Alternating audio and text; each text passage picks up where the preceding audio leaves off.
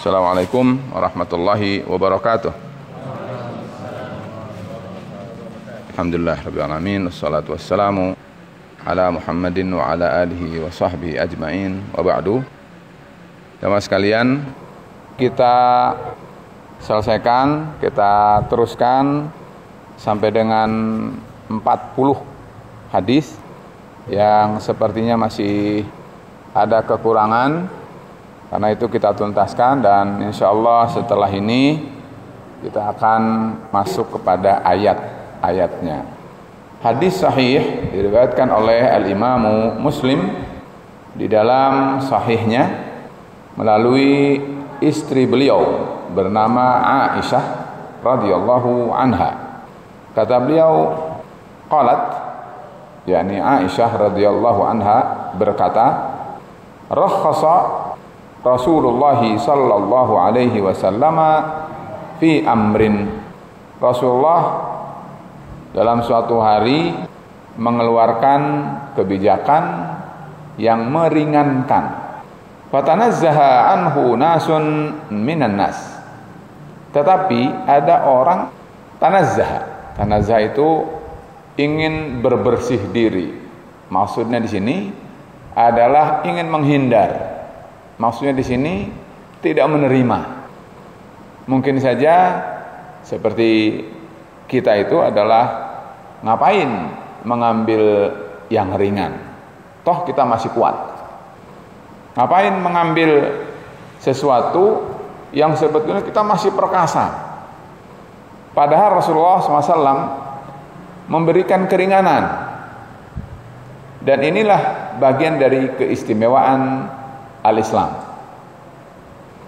yang senantiasa di sana sini sebetulnya berisi tentang kemudahan. Bahkan Allah tidak menginginkan kesulitan pada kita sekalian.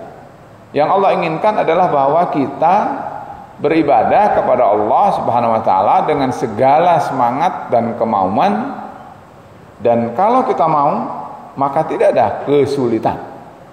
Bahkan kalau saja ada kesulitan, justru pada saat kesulitan itu ada, Allah berikan jalan keluar berupa kemudahan. Jelas sekali dalam Al-Quran Allah berfirman, inna ma'al usri yusra. Bersama kesulitan itu ada kemudahan. Atau Allah berfirman, ma yuridullahu bikumul usra. Allah tidak menginginkan kesulitan yang dialami oleh kalian. Oleh karena itu Islam itu mudah. Camkan baik-baik bahwa Islam itu adalah mudah, tidak ada susah. Para ulama bahkan merumuskan satu kaidah bahwa kata mereka al-masyaqqatu tajlibut taisir. Kesulitan itu justru mengundang kemudahan. Subhanallah. Dan seterusnya. Jadi saya tidak akan menjelaskan itu, tapi hadis ini yang kita bahas. Kata Aisyah bahwa ada orang, sekelompok orang diberi kemudahan oleh Rasul, malah merasa keberatan, enggan untuk mengambil keringanan itu atau rukhsah itu. Akhirnya apa?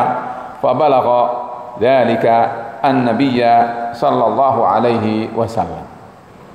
Sikap berat segolongan orang tadi itu sampailah kepada Rasulullah sallallahu alaihi wasallam. Akhirnya Rasul dengar, akhirnya Rasul tahu bagaimana Rasul sallallahu alaihi wasallam menyikapi umatnya yang sedikit dalam tanda kutip ngeyel waktu itu sebelum ada taklim ini. Akhirnya apa? Kata beliau radhiyallahu anha, wa ghadiba. Maka Rasul pun marah, ghadab. Hatta banal ghadabu fi wajhihi, sampai marahnya Rasul itu nampak jelas dari mukanya. Ini isyarat, betul? Dan kita harus peka. Kadang-kadang orang tidak mesti mengatakan bahwa saya marah nih, gitu kan? Tidak perlu, tapi orang bisa lihat dari raut muka, raut wajah, mimik muka, bahasa tubuh, kita tahu bahwa orang itu berada dalam posisi marah. Dan para sahabat mengerti bahasa tubuh Rasulullah sallallahu alaihi wasallam itu. Tsumma qala, kemudian Rasul bersabda. Nah, ini pelajaran kita. Kata beliau, ma balu aqwamin yarghabuna amma rukhisa li fihi. Rasul seperti biasa santun, ya, tidak langsung tunjuk orangnya, fulan, tidak begitu. Tapi kata Rasul, kenapa sampai kepada saya ada orang-orang yang tidak suka dengan apa yang Allah berikan keringanan padaku. Ini jelas bahwa yang Rasul keluarkan berupa kebijakan namanya keringanan kepada umat itu semata-mata bukan dari Rasulullah Sallallahu Alaihi Wasallam, tetapi keringanan itu sebenarnya berasal dari Allah Subhanahu wa Ta'ala, karena Rasul menggunakan rukhisa li, diberikan keringanan padaku. Berarti kan Rasul menerima, bukan Rasul mengeluarkan. Rasul adalah balagh, menyampaikan. Karena itu tidak setiap apa yang keluar dari Rasul itu adalah harus kemudian dengan bahasa yang jelas, tetapi yang penting kita harus menerima segala apapun keputusan dari Rasulullah Sallallahu Alaihi Wasallam, karena sesungguhnya pada dasarnya semua itu berasal dari Allah Subhanahu wa Ta'ala, seperti kita pahami dalam firman Allah, wa ma yantiqu 'anil hawa in huwa illa wahyun yuha, bahwa apa yang keluar dari Rasul sebetulnya wahyu. Karena itu sudah, kalau Rasul sudah mengeluarkan keputusan apapun bentuknya, latihlah diri kita untuk menerima, jangan merasa ada keberatan. Lanjut, kata beliau, fa wallahi, Rasul bersumpah, la ana a'lamuhum billahi wa ashadduhum lahu khasyah. Demi Allah, kata Rasul, sesungguhnya akulah yang paling berilmu dari mereka-mereka itu. Sesungguhnya aku adalah manusia yang paling takut kepada Allah dari mereka-mereka itu. Seolah Rasul mengatakan, kalian yang membangkang, yang menolak apa yang aku berikan keringanan itu, sebetulnya ngaku kalian itu lebih berilmu, kalian lebih takut pada Allah. Kata Rasul, demi Allah, aku lebih berilmu dari kalian, aku lebih takut pada Allah dari kalian. Ini menunjukkan marahnya Rasulullah Sallallahu Alaihi Wasallam. Yang kita ambil dari pelajaran ini adalah tentu bahwa kita di satu sisi tidak boleh ada rasa berat terhadap apa yang dituntunkan oleh Rasulullah Sallallahu Alaihi Wasallam, dan itu harus menjadi akidah bagi orang yang beriman. Di dalam Al-Quran Allah Subhanahu Wa Taala berfirman dalam surat An-Nur ayat 51, kata Allah Subhanahu Wa Taala, a'udzubillahi minasyaitonir rajim, innama kana qaulal mu'minin idza du'u ila Allahi wa rasulihi.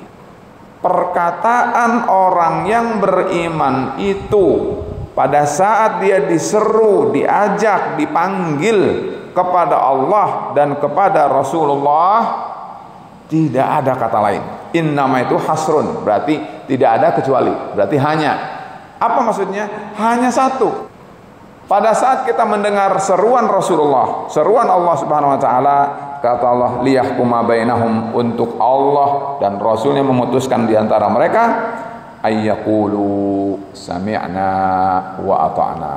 Jawaban mereka hanya satu, yaitu kami mendengar ya Allah dan Rasulullah, kami siap patuh wahai Allah dan wahai Rasulullah. Itu satu alternatif yang ada pada sikap orang yang beriman. Karena itu kata Allah, orang yang punya sikap seperti ini, ketika menyikapi hukum Allah dan hukum Rasul, ketetapan Allah dan ketetapan Rasul, wa ulaika humul muflihun, merekalah orang-orang yang beruntung. Jamaah sekalian yang dirahmati Allah SWT, yang terkait dengan amar ma'ruf nahi mungkarnya mana hadis ini? Adalah bahwa Rasul itu pada saat melihat sikap orang yang keberatan dengan keputusan Rasulullah sallallahu alaihi wasallam itu namanya kemungkaran.